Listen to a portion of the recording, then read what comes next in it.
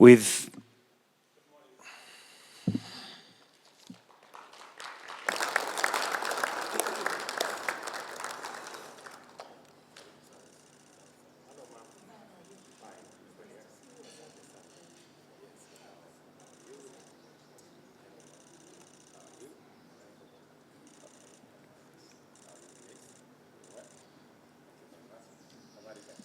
to lead us in a word of prayer.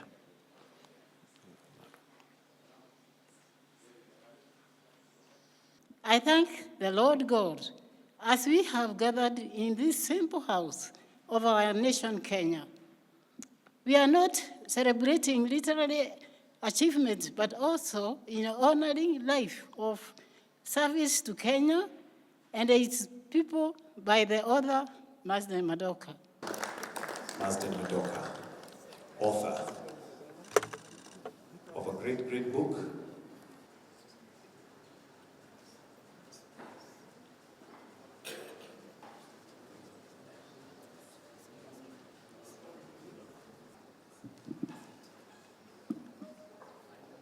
I hope that young Kenyans in politics, in business, and in the civil society will turn to At the Ready, not only as a historical record, but also as a guidebook for principled leadership.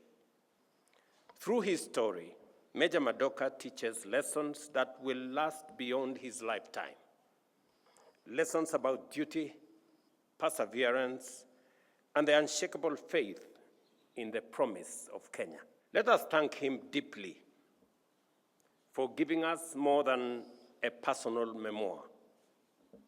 Through At the Ready, he has preserved a part of our nation's history.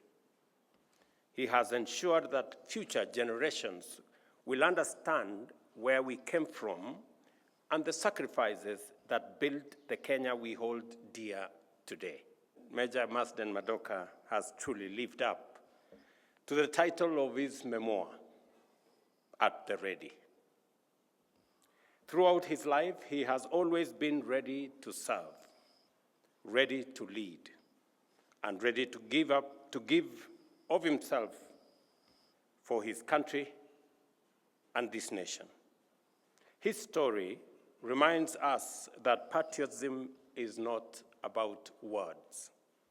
It is about action, about the choices we make, and about the service we give each other every day, every time, and to humanity. When we read At the Ready, we do more than revisit history.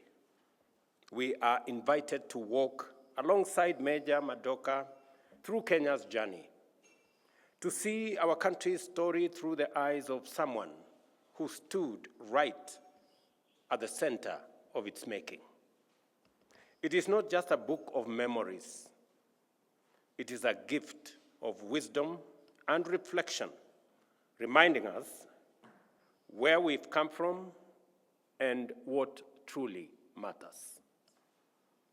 Major Madoka has won many hearts in his lifetime: a soldier, a corporate leader, a minister, and a philanthropist.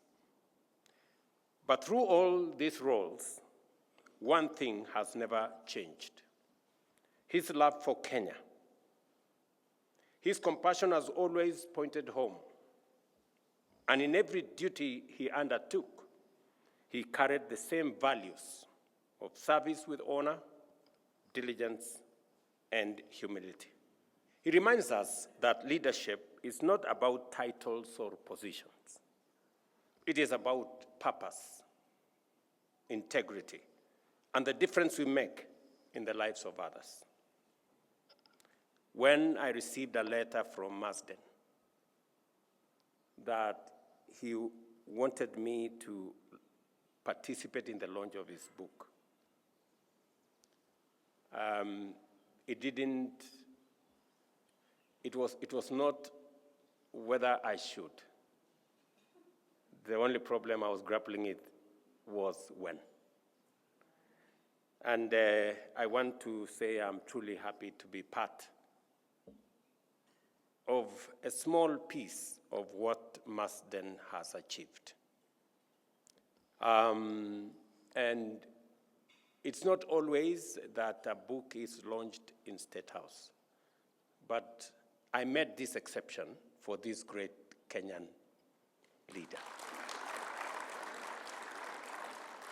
One, it's because he served this country with commitment, dedication, and integrity, especially as the aide-de-camp of our first president. And secondly, it is because he mentored me when I served under him in the office of the president. Anything good you see in me, attribute it to Marsden. We have operated for far too long with the average and the usual and the ordinary. It is time for us to up our game, to raise our ambition. And we are beginning to have a conversation as a country. In this place where you are sitting, in the last 2 months, I have sat with all the members of parliament and senators in this place, one by one, to explain to them why Kenya is a third world country by mistake, and by mistake of us, the leaders. There is absolutely no reason why Kenya today is a third world country.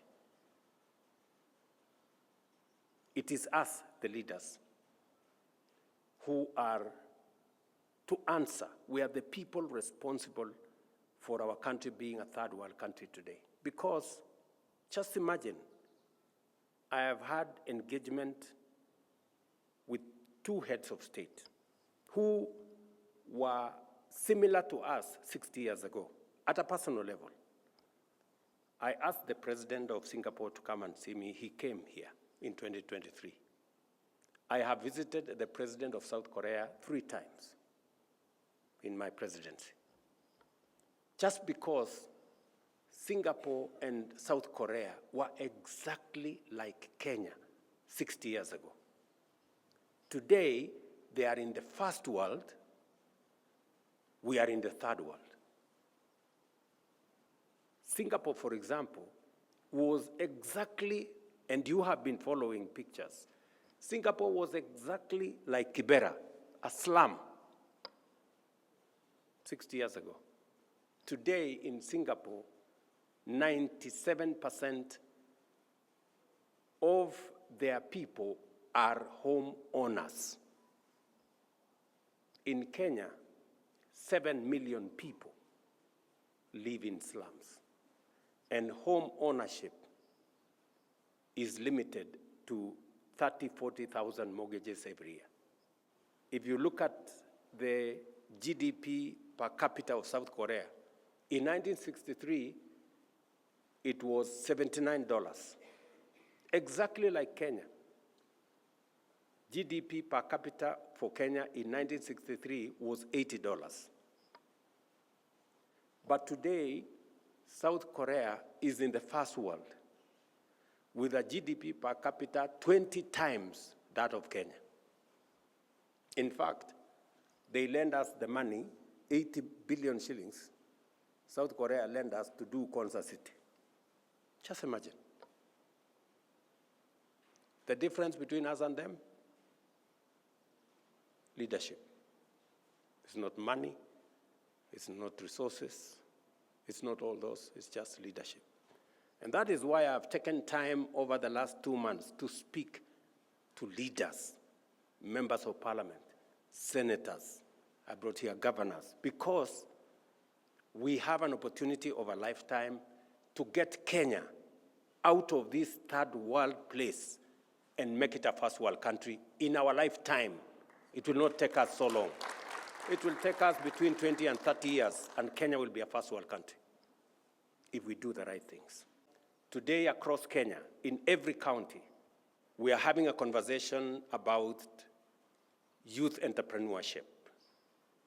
Working with the World Bank, we have raised 5 billion shillings to give 100,000 young people in Kenya money to scale up their businesses, and we are in the process of identifying them. I have asked counties, county governments, members of parliament, MCAs, chiefs, assistant chiefs to work with us. The target is to have 1 million young people benefit. We're starting with 100,000. By the end of this month, we'll begin the process of releasing the 5 billion shillings to make sure that in every ward in Kenya, we identify 70 young people between the age of 18 and 29 who are doing business so that we can give them business support grants. We're also looking for 90,000 other young people who have no formal training so that we can take them through formal training, pay for their stipend, make sure that we support them to gain skills and competencies, working with with our TVETs. We are also identifying close to 20 or 30,000 others who will go through what we call recognition of prior learning so that we can certify them. Many of them are working in our affordable housing programs and all the other programs.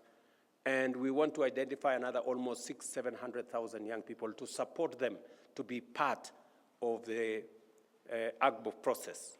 Government procurement. We have a lot of government procurement that's going on, and young people are not participating because of many roadblocks. So we want to prepare them so that the budget we have a huge budget of procurement, close to 200 billion, that is supposed to be reserved for young people, people with disability, and women.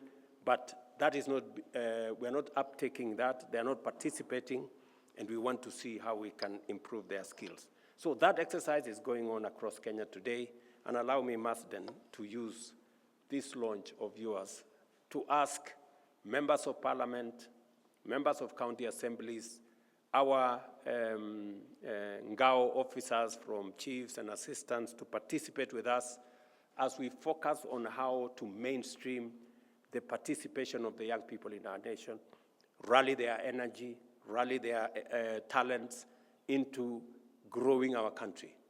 Others will be participating in our housing program, markets program, hostels program. Others are participating in our export of labor or labor mobility program. Others are participating in our digital jobs program. Others will participate in what I've just said as we try and create a broader base of opportunities for the young people of Kenya to contribute their talent, their energy, their expertise, their knowledge in driving the economy of our country and in driving the progress and development of Kenya. There are people who are very reluctant leaders. They are there. They do not want to engage with the stuff they are supposed to do. They become big people, bigger than the jobs that they have applied for. And they just want to own the title and the position without doing what is expected of them. And that is what Marsden has written in his book. It's not about position, it's not about title. It's about what gets done. Many a times I am accused of micromanaging stuff. But you see, when you have reluctant people whose mentality it is, tumeona serikali nyingi, we've been here, we've seen many ministers, we've seen many presidents.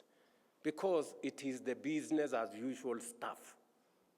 It is the roll of the mill, normal stuff.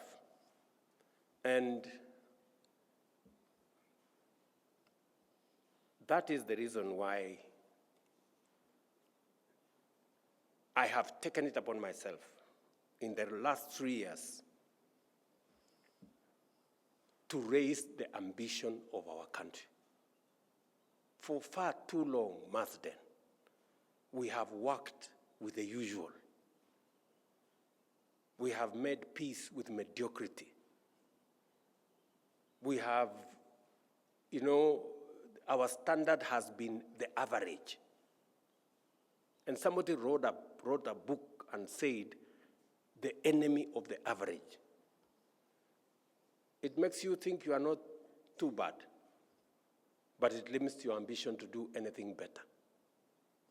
So, that ambition, my boss, Marsden, is what is driving me in this country. Yes, we cannot continue to make peace with mediocrity. We cannot operate with the average. We cannot be about the usual and the normal. We have to raise our ambition. We have to raise the bar and our standard. And it has to move from the ordinary to the extraordinary. That is driving all the things we are doing. The restlessness of our young people, the impatience of the young people in Kenya is because for far too long, we are operating around the average, the normal, this roll-of-the-mill stuff. And yet, we have tremendous potential. So, they are not entirely wrong. They are pushing the limits. And that is why we need to up our game. Yeah? And so, it's the reason why we have a four-pronged plan on how we're going to create opportunities. These young people are looking for opportunities. They are looking for opportunities to work. They are looking for opportunities to do business. They are looking for opportunities to learn, to grow, to be part of the drive that we have as a nation. And it is because it is in the DNA of Kenya not to be average, but to be excellent. That's our DNA. And that's why you see people are restless, people are impatient. Because that's what we are made of. We are not made to participate. We are made to win. I take it very positively when I see the push, when people push me, as by God's grace, I'm the leader of this nation today. And it is my responsibility. When I get pushed, it is because I am the leader. Who else was supposed to be pushed? Mimi. Yeah, so it is the correct thing. So, and I will also push the limits for our nation because we can do it. I want, first of all, to thank the President for having allowed this launch to be done here in the Statehouse. I don't know, any of you, whether you are surprised when you got the invitation from Marsden to come. I'm having a big launch. Then I was waiting to hear it will be at Serena Hotel or it will be at Karen Club or some other place. But it was going to be at Statehouse. I was very, very surprised, pleasantly surprised. Thank you, President, for making this Statehouse truly a Statehouse that belongs to the people. People have come here, and we are now here. And thank you particularly because you allowed Marsden to launch his autobiography here. I cannot think of any couple, short of the president, the first families, and so on, who have dwelt in this place from their very youth, who have married very here when they were here, and who have made enormous contribution in laying the foundations of how this place should be run than Marsden and Elizabeth, and that you allowed them to come here and launch a life history. Mr. President, we thank you. Namakofi for President. The history of Kenya, to my mind, will not be written by historians whose reference would be newspapers and social media, because in that way, you get a very warped sense of history of Kenya. I believe the history of Kenya is going to be written by people like Musila, people like Ikirapa, but more so by people like Marsden here, people who have given excellent service, who have been men of integrity, who have been men of service to this country. Imagine coming here when you are very young, to be, I think, the first African Statehouse controller, and staying here for a long time, and you are handsome, and all of the time standing behind President Jomo Kenyatta, the father of the nation. Imagine that. Imagine somebody taking part in a beauty pageant, the first of its type in Kenya, soon after independence, and being crowned as Miss Uhuru, Miss Kenya, the first one, a beautiful lady walking on the steps.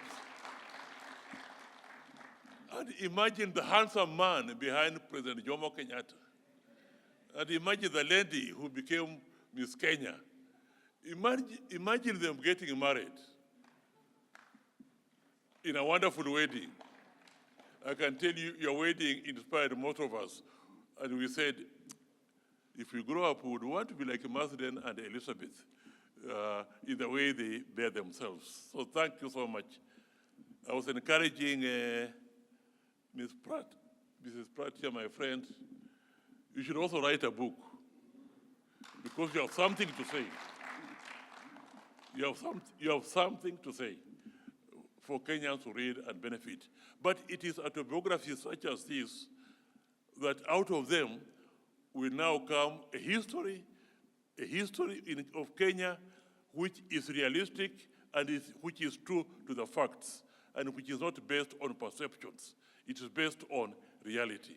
So, President, I really appreciate the work that Kenya Literature Bureau continues to do. I'm an author, perhaps not a distinguished one like Marsden, but nonetheless an author, and I have heard some works done through the Literature Bureau. And if I may say this, there is no autobiography in this country that has been done in vain. As I have described previously, autobiographies are like a jigsaw of our republic. And as Marsden has demonstrated, each and every one of us playing in any particular field has something interesting and useful to say. I used to say some were not very well written, but whatever the form, Banapo, let us do autobiographies and biographies. I saw you, Amos, at the launch of Ekirapa's book, an excellent book that really captures the essence of the history of this country from center stage of the civil service. The number one killer of older people now is not heart disease, is not cancer, is not smoking, it is loneliness. And I would like us to understand that when you don't visit your parents, when they are old like this, you are committing a serious crime. Loneliness, more than anything else, is what is killing us.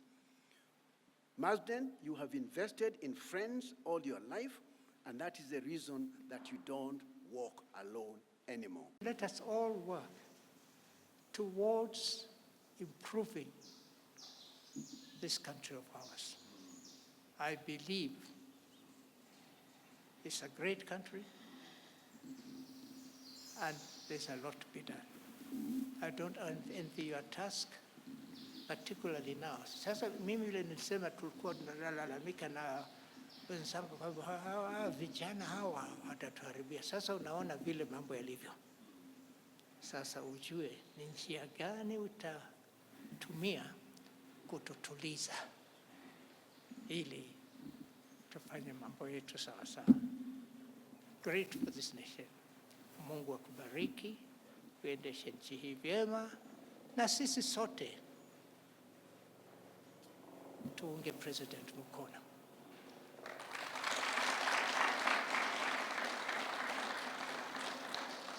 Sasa umesikia hayo makofi, utakuwa supported vyema. Na kila mara tunakuombea. Kazi yako si rahisi. Kuwa president wa taifa is a big task, kwa sababu huwezi kutosheleza haja zetu. Hata siku moja ukirudi nyuma kidogo, alikuwa anaenda nje na MPs wake wengine wa Rift wakimgonga Moi. Lakini niliwaita nikawaambia, wacheni mzee afanye kazi. And eventually they stopped, which I know helped Moi. He came and told me, sasa wamegeuka, wanaenda njia nzuri. So mawaidha yangu na ushauri wangu naona uliwafaa. Kwanza wewe, because you are the most outspoken of those of that group. Lakini hiyo pia ilikuwa inaonyesha uongozi wako. We've said many a times that public office is not to pursue personal ambitions, right? We need to elect officials who serve this country with a purpose. I believe that freedom we enjoy today is a precious gift from God and the hope of every heart. The quest for freedom inspired independence heroes and heroines to end colonialism and has sustained our country through various challenges. Now, Mr. President, the question that lingers in my mind, why we only sing the first stanza of our national anthem? The other stanzas contain much more units, much more that unites us, our country, and enforces our national values. They embody our national philosophy, representing what we stand for and what we would fight for as a people. The reason that motivates soldiers like me to defend our nation is encapsulated in our national flag, anthem, and loyalty. Thank you so much for coming to this function. When I was thinking of... The Literature Bureau has a history, and the history dates back to educational materials, and that is why we are here. Amateur Boxing Association, he was able to produce people, the author. Your Excellency, it's an honor and provincial administration where you were. At the Kenya breweries, he championed sports. You know, I had no choice but to get to the president. Kuja nikaangalia, tukapatana, back to come and play billiards with her. he would wave at us and we'll come and chat with him. And black fellows. There was we used to have, and it needs to be looked at. So we really thank the. But here, so in the evenings at tutor in swimming, but it is not hospital help. He encouraged more units, much more. That motivates soldier like me. So kififia kidogo hivi, tutakugonga tu. Throughout his life, he has always been ready to serve, ready to lead. The last thing I'd like to say, because I must now allow the function to continue, because of the centrality of the position you have played, come and witness this crime. Loneliness, more than anything else, is what. And now I can see, indeed, he was ambitious. You see where he is. Doors. And we have both ladies and gents on that side, and there'll be somebody to guide you. So she are settled once we begin. We should be beginning anytime. We've said many a times that public office is not to pursue personal ambitions, right? We need to elect officials who serve this country with a purpose. I believe that freedom we enjoy today is a precious gift from God and the hope of every heart. The quest for freedom inspired our independence heroes and heroines to end colonialism and has sustained our country through various challenges. Now, Mr. President, the question that lingers in my mind, why we only sing the first stanza of our national anthem? The other stanzas contain much more units, much more that unites us, our country, and enforces our national values. They embody our national philosophy, representing what we stand for and what we would fight for as a people. The reason that motivates soldiers like me to defend our nation is encapsulated in our national flag, anthem, and loyalty.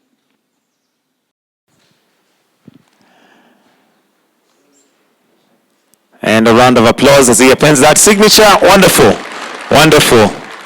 And isn't it a wonderful story to hear?